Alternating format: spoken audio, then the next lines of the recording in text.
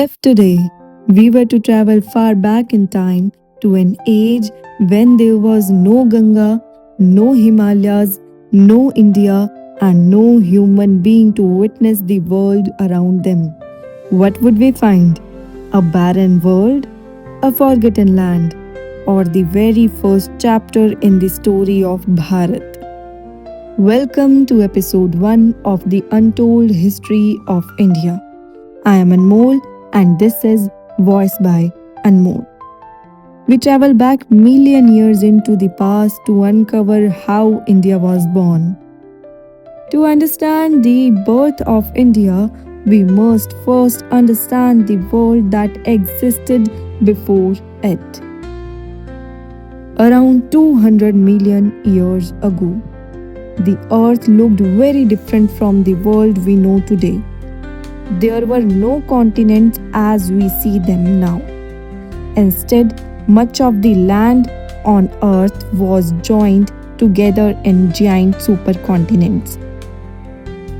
One of them was Gondwana, a vast landmass that included present day India, Africa, South America, Antarctica, Australia, and Madagascar. Yes, the India we know today was once connected to land thousands of kilometers away. For millions of years, Bharat remained a part of Gondwana, silent and unchanged. But deep beneath the earth's surface, powerful forces were already at work.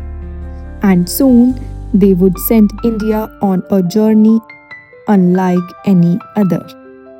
Then, around 120 million years ago, the Indian plate broke away from Gondwana and began moving northward across an ancient ocean known as the Tethys Sea.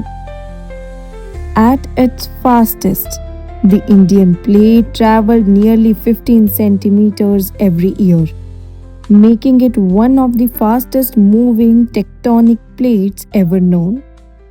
For millions of years, it journeyed alone across the planet, covering a distance of nearly 6,000 kilometers. Imagine that for a moment. No mountains, no rivers, no civilizations, only a vast piece of land moving silently through time. And with every passing million years, India moved closer to an event that would change its destiny forever. A collision that would give birth to the Himalayas. Around 50 million years ago, the Indian plate finally collided with the Eurasian plate. This was not a sudden event, it was a slow and powerful process that continued for millions of years.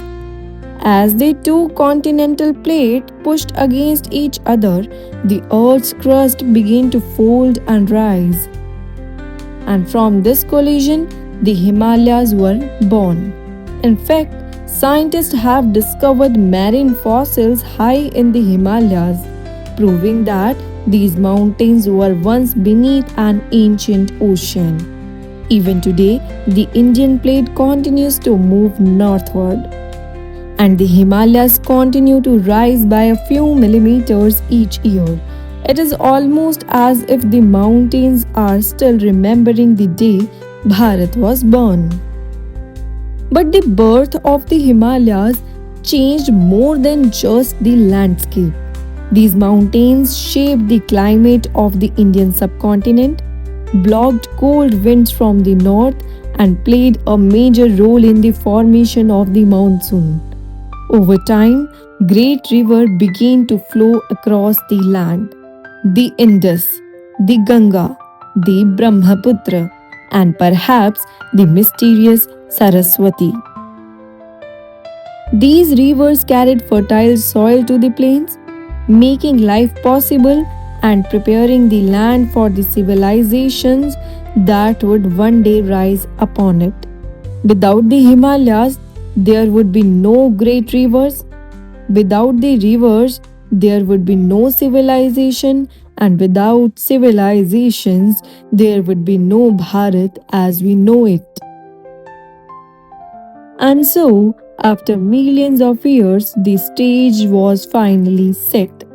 The mountains has risen, the rivers had found their course, and the land was ready. Ready for the first people, ready for the first civilizations. The story of Bharat did not begin with kings, battles, or empires. It began with drifting continents, ancient ocean, and a collision that reshaped the earth itself. But one question still remains: who were the first people to call this land home? That is the mystery we will uncover in episode 2. Until then, remember, history is not just about the past, it is the story of how we came to be. I am Anmol, and this is Voice by Anmol.